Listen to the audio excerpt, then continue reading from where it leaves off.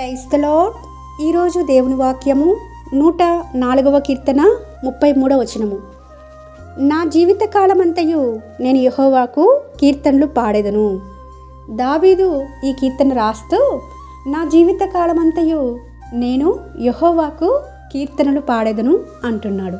అంటే జీవిత కాలమంతా అంటే జీవితంలో కష్టాలుంటాయి కదండి, వ్యాధులుంటాయి, బాధలుంటాయి, భయాలుంటాయి. మరి జీవితకాలం అంతయు స్తుతించడము, కీర్తించడము కుదురుతుందా? అది కుదరని పని, అసాధ్యం కూడా. జీవితంలో ఎన్నో ఆటుపోట్లు వస్తూ ఉంటాయి, కష్ట నష్టాలు వస్తూ ఉంటాయి. కొంత సమయం నవ్వుతూ ఉన్నప్పుడు కొంత సమయము దుఃఖానికి దారి తీస్తూ కూడా ఉంటుంది. అంటే మన జీవితము ఎప్పుడూ ఒకేలాగా ఉండదు. జీవితకాలం అంతయు దేవుణ్ణి కీర్తించేవారుగా మనం ఉండాలంటే అన్ని పరిస్థితులను ఒకే రకంగా తీసుకోగలగాలి. అలా తీసుకోగలుగుతున్నాను అని మనము ఒక నిశ్చయత వస్తుంది. కానీ ఆ పరిస్థితి గుండా వెళ్తున్నప్పుడు మనము దావీదు ఇక్కడ ఏ విధంగా అయితే నా జీవితకాలమంతయు నేను యెహోవాకు కీర్తనలు పాడతాను అంటున్నాడు. పాడి చూపించాడండి. తన జీవితకాలం మొత్తంలో చూస్తే ఎక్కువ భయంతోనే ఉన్నాడండి. చెయ్యని తప్పుకి అసూయ చేత తన సొంత మామ చేతనే తరమబడుతూ వచ్చినాడు, సౌలు చేత. మనకందరికీ సుపరిచితమే దావీదు యొక్క జీవితం.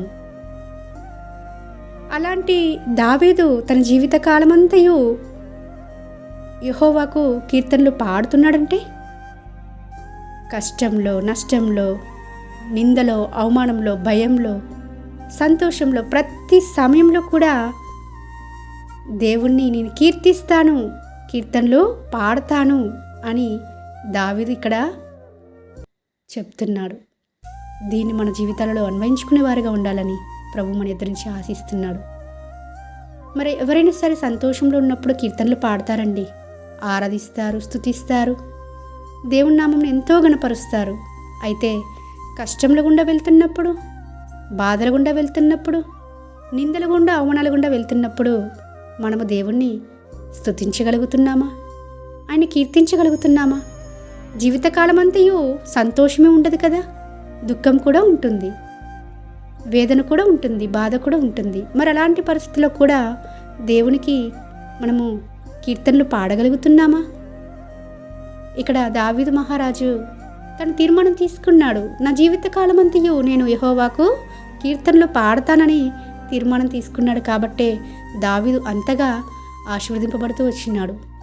మనము కూడా ఈ రకంగా సిద్ధపడి జీవితకాలమంతయు ఏమి జరిగినప్పటికీ, ఏమి సంభవించినప్పటికీ దేవునికి కీర్తనలు పాడి ఆయన ఎదురించి ఆశీర్వాదాలు మెండుగా పొందుకోవాలని మనస్ఫూర్తిగా కోరుకుంటూ మీ సహోదరి ఎలిజబెత్ రాణి.